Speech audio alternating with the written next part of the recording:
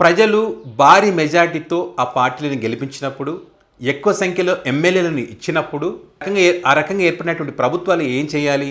చాలా బాధ్యతతో ప్రజలు మాకు పెద్ద బాధ్యతను అప్పగించారని చెప్పి భావించి వీళ్ళు ఇచ్చినటువంటి హామీలతో పాటు ప్రజలకు ఉన్నటువంటి సమస్యలను తెలుసుకొని ఖచ్చితంగా వాటిని అమలు చేస్తూ ఆ ప్రజలకు ఆ ప్రభుత్వాలు విలువనివ్వాలి.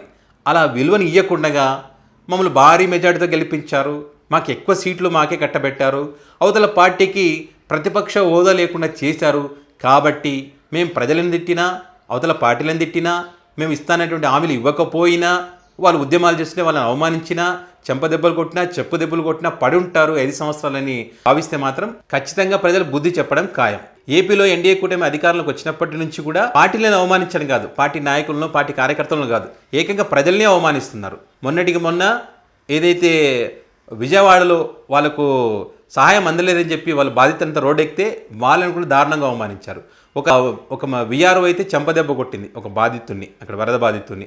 ఇలాంటివి చాలా ఉన్నాయి చెప్పుకుంటూ పోతే. ఇప్పుడు తాజాగా వైజాగ్ స్టీల్ ప్లాంట్కి సంబంధించి మరి కార్మికులు ఎవరైతే ధర్నా చేస్తూ ఉన్నారో, నిరసన వ్యక్తం చేస్తూ ఉన్నారో, తమకు అన్యాయం జరుగుతూ ఉంది, వైజాగ్ స్టీల్ ప్లాంట్ ప్రైవేట్ పరం అవుతుంది, కాబట్టి ఈ ప్రైవేట్ పరం కాకుండా కాపాడండి, మా బతుకులు రోడ్డున పాడేయకండి అని చెప్పి వాళ్ళు రోడ్డెక్కి నిరసన వ్యక్తం చేస్తుంటే ఈ జనసేన పార్టీకి చెందినటువంటి బొలిశెట్టి మరి వారిని దారుణంగా అవమానిస్తూ వారిని బండబూతులు తిడుతూ వాళ్ళు చాచి చెంప మీద కొట్టాలని చెప్పి ఈయన మాట్లాడుతూ ఉన్నారు. ఒకసారి ఆయన ఏం మాట్లాడారో మీరు వినండి.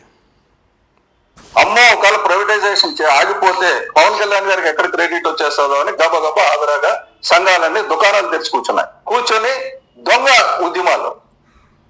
పవన్ కళ్యాణ్ దగ్గరికి వెళ్ళి వీళ్ళు అడిగితే కనుక పవన్ కళ్యాణ్ని ప్రైవేట్ పరం కాకుండా ఆపితే పవన్ కళ్యాణ్కి ఎక్కడ క్రెడిట్ వస్తుందో అని చెప్పి భావనలో ఈ కార్మికులంతా గబాగబా దుకాణాలు తెరుచుకొని ఇక్కడ దొంగ ఉద్యమాలు చేస్తున్నారంట. ఎంత దుర్మార్గం చూడండి. వాళ్ళకి ఏం కర్మ సార్ దొంగ ఉద్యమాలు చేయడానికి? 2 నెలలుగా జీతాలు రావట్లేదు, మరి ప్రైవేట్ పరం చేయడానికి అక్కడ చర్యలు తీసుకుంటున్నారు. ఇది కాకుండా అడ్డుకోండి అని చెప్పి ప్రజలు రోడ్డు ఎక్కితే దాన్ని దొంగ ఉద్యమాలు దుకాణాలు తెరిచారని చెప్పి మీరు వాళ్ళని అవమానిస్తే పవన్ కళ్యాణ్ క్రెడిట్ వస్తుందని చెప్పి రకంగా చేస్తున్నారని అంటున్నారు. ఎన్నికల సమయంలో మీరు ఏం హామీ ఇచ్చారు మీకు తెలీదా? మీ పవన్ కళ్యాణ్ గారు ఏం మాట్లాడారు మీకు తెలీదా? మీరు గనక సపోర్ట్ చేయకపోతే మీ కడుపులో సల్ల కదలకుండా ఇట్లా కూర్చుంటే కాదు, మీరు ఖచ్చితంగా మద్దతు తెలపాలి, ఓట్లు వేయండి, వేస్తే ఖచ్చితంగా ఈ ప్రైవేట్ పరం కాకుండా ఉండే బాధ్యత నేను తీసుకుంటానని చెప్పి పవన్ కళ్యాణ్ చెప్పారా లేదా? చెప్పినందుకే కదా భారీ మెజార్టీతో మరి ఆ ప్రాంతంలో గెలిపించారు కదా ప్రజలు. అంటే దాని అర్థం ఏంటి?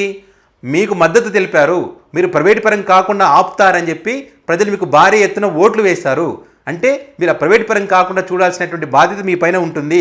ఇప్పుడు ఉన్నటువంటి కార్మికులు వచ్చి అడిగినా అడగకపోయినా మీ బాధ్యత అది. మీరు ఎన్నికల ముందు ఆల్రెడీ చెప్పారు, ఆల్రెడీ అయిపోయింది. ఇంకా ఆ రకంగా మీరు ఇచ్చినటువంటి హామీని అమలు చేయకుండా మీరు మౌనంగా ఉండి ఈరోజు నష్టం జరుగుతుందనే కార్మికులు రోడ్డెక్కి ధర్నా చేస్తుంటే వాళ్ళని కూడా అవమానించే విధంగా మీ పార్టీ నాయకులు మీరు మాట్లాడితే ఇంకా దీన్ని ఏమంటారు? ఇంతకన్నా దుర్మార్గం ఏమైనా ఉంటుందా? ఏది సరైన ఉద్యమం కాదు. పాత పద్ధతిలో తువ్వాళ్ళు మెడలేసి కొడతారు చూసారా, అలాగే చాచిపెట్టి కొట్టాలి యూనియన్ నాయకులందరూ. ఎందుకు ఇన్నాళ్ళు మీరు పవన్ కళ్యాణ్ దగ్గరికి వెళ్ళలేదు?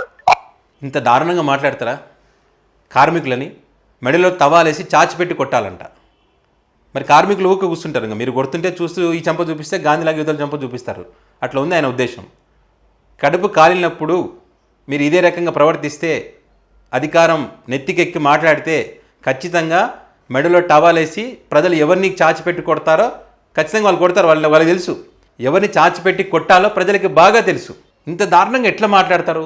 మరి ఈ రకంగా మాట్లాడుతుంటే కనీసం పార్టీ అధినేత పవన్ కళ్యాణ్ గారు ఏం చేస్తారు? మరి చంద్రబాబు గారు ఏమంటారు? ఏమన్నారా అనిపిస్తుంది వీళ్ళు. అసలు ఒక కార్మికులకు సంబంధించి అంత దారుణంగా మాట్లాడతారు, చాచిపెట్టి కొట్టాలని చెప్పి ఇంత దుర్మార్గంగా ఎట్లా మాట్లాడతారు సార్?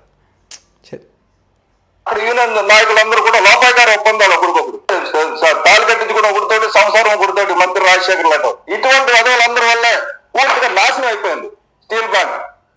పవన్ కళ్యాణ్ దగ్గరికి వెళ్ళాలంట. పవన్ కళ్యాణ్ దగ్గరికి వీళ్ళు ఎందుకు వెళ్తారు? వీళ్ళు వెళ్ళరు. ఆల్రెడీ రోడ్ ఎక్కి వాళ్ళ సమస్యలు చెప్తా ఉన్నారు.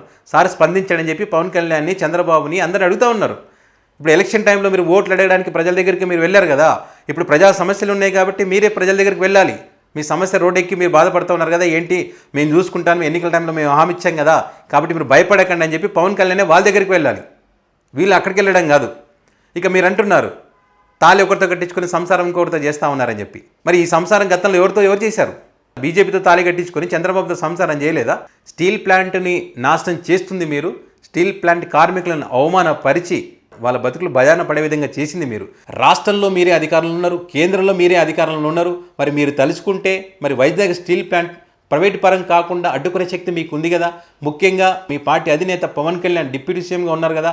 మరి ఆయన తలుచుకుంటే ఏదైనా చేయగలను అని చెప్పి గతంలో కూడా చెప్పాడు కదా. ప్రాణాలైనా ఇస్తా, జైలుకైనా వెళ్తా అన్నాడు కదా స్టీల్ ప్లాంట్కి సంబంధించి. మరి అదేవిధంగా నరేంద్ర మోదీ దగ్గర తన కెపాసిటీ ఉంది, తన సత్తా వేరని చెప్పారు కదా. మరి ఇప్పుడు వెళ్ళి అక్కడ కూర్చొని తన కెపాసిటీని, తన సత్తను చూపించి మరి వైజాగ్ స్టీల్ ప్లాంట్ ఆపగలిగితే ఆ క్రెడిట్ ఎంత పవన్ కళ్యాణ్కి వస్తుంది కదా. ఇవన్నీ మీరు చేయాల్సింది పోయి మళ్ళీ వీళ్ళనే దొంగ ఉద్యమాలు అంటారు, చాచిపెట్టి కొట్టాలంటారు.